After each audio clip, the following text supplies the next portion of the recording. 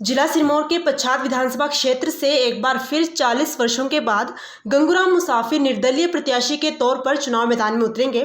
आज राजगढ़ में गंगूराम मुसाफिर के सैकड़ों कार्यकर्ता राजगढ़ मैदान में एकत्रित हुए। उसके बाद करीब 3 घंटे तक चली मैराथन बैठक में सभी कार्यकर्ताओं ने गंगूराम मुसाफिर को निर्दलीय चुनाव लड़ने के लिए तैयार किया। पूर्व कांग्रेस मंडल अध्यक्ष ठाकुर देवेंद्र सिंह शास्त्री ने कार्यकर्ताओं को संबोधित करते हुए कहा कि केवल एक व्यक्ति द्वारा कांग्रेस की पूर्व राष्ट्रीय अध्यक्ष को गलत तथ्य देकर गंगूराम मुसाफिर के खिलाफ भड़काया गया। बता दें कि 1982 में गंगूराम मुसाफिर ने वन विभाग की नौकरी से इस्तीफा देकर निर्दलीय प्रत्याशी के तौर पर चुनाव लड़ा था। उस समय कांग्रेस सरकार के पास बहुमत नहीं था तथा तत्कालीन मुख्यमंत्री वीरभद्र सिंह ने गंगूराम मुसाफिर को कांग्रेस में एसोसिएट विधायक के तौर पर शामिल किया तथा उन्हें राज्य वन मंत्री का पद भी दिया। उसके बाद 1985 से लेकर 2019 तक गंगूराम मुसाफिर कांग्रेस के टिकट पर लड़ते रहे। 2022 की विधानसभा चुनाव के लिए भाजपा छोड़कर 1 अप्रैल 2022 को कांग्रेस में आई दयाल प्यारी कश्यप को कांग्रेस हाईकमान ने टिकट दी। भाजपा छोड़कर कांग्रेस में शामिल हुई दयाल प्यारी का पच्छाद कांग्रेस मंडल ने शुरू से ही विरोध किया। कांग्रेस हाईकमान ने 17 अक्टूबर को जब 46 प्रत्याशियों की घोषणा की तो जीआर मुसाफिर की टिकट काटकर दयाल प्यारी को दे दी गई, जिसके बाद से गंगूराम मुसाफिर के समर्थकों में भारी रोष पनपा हुआ था। जिसके बाद आज गंगूराम मुसाफिर ने कार्यकर्ताओं का आग्रह स्वीकार करते हुए 40 वर्षों के बाद एक बार फिर 25 अक्टूबर को निर्दलीय प्रत्याशी के तौर पर नामांकन करने के लिए हामी भरती है। अगर मैंने चुनाव लड़ा तो वो भी आप लोगों के पूछ के लड़ा। सही बात, ऐसे नहीं लड़ा, चाहे मैं हारा चाहे जीता। सही बात है। और जीता भी बहुत हूँ और भाई हारा भी हूँ, ये तो कोई बात नहीं। लेकिन ठीक आपने बहुत बड़ी कृपा की।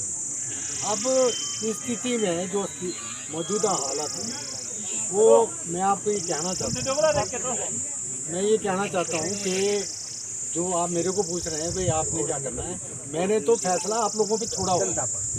आप लोगों पे फैसला है, वो भी आपके साथ हूँ और जीता हो भी आपके साथ। और जो मैंने वायदा किया हो आपसे कि जब तक मैं जीऊँगा तब तक मैं आपको पीठ नहीं दिखाऊंगा, ये भी मेरा वायदा। जो मोड़ है इसमें मैं आपको ऐसे हर कहीं नहीं छोड़ सकता, ये भी मेरी ड्यूटी है। क्या बिल्कुल। एक मैं जरूर कहना चाहता हूँ कि अगर आप ये सोचेंगे मैंने इलेक्शन लड़ना है, मेरी तरफ से बिल्कुल भी ऐसा नहीं है। हाँ, अगर आप कहेंगे तो जीत हार तो चली रहती है। क्या बात है।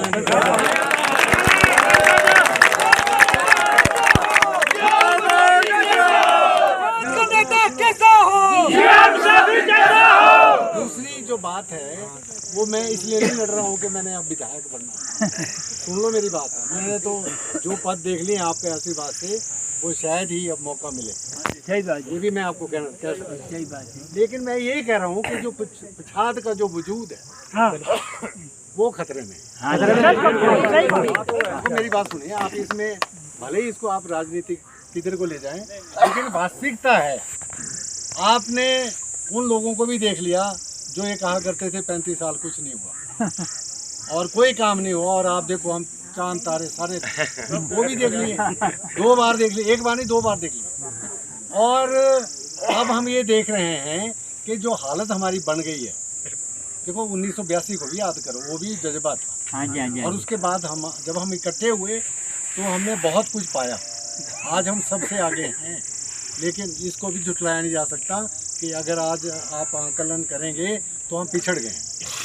तो 2 बातें हैं, एक तो हमारी जो पच्छाद का वजूद है उसके लिए मैं आपके बीच में खड़ा हूँ, और आपके जो पच्छाद की जनता है उसके लिए आपके बीच में खड़ा हूँ। और तीसरी बात यह है कि आपका जो निर्णय होगा, जो आप कहेंगे, मुझे नहीं, मेरे को क्या है, आप मेरे को बताओ, मैं अगर एमएलए भी बन जाऊंगा ना तो मैं बिन बने भी मेरी वही बुकत है। कोई शौक नहीं है, सही बात ना मेरी इच्छा है।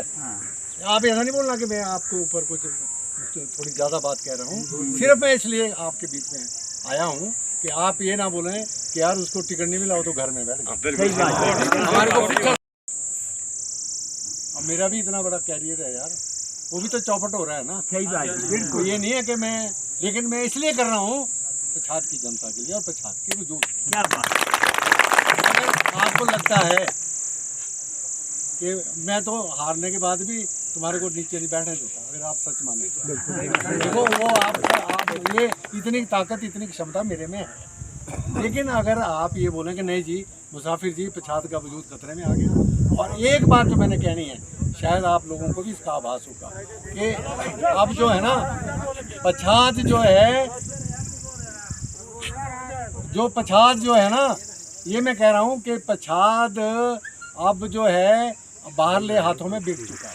ये बात याद रखना, ये बात मेरी बात याद रखिए। मैं तो सदा से कहता आया था, जब हराते थे तब भी तो बोलता था ना कि यार देखो मेरी बात है, बाहरले जो है ना वो नहीं चाह रहे कि पछाद जीते।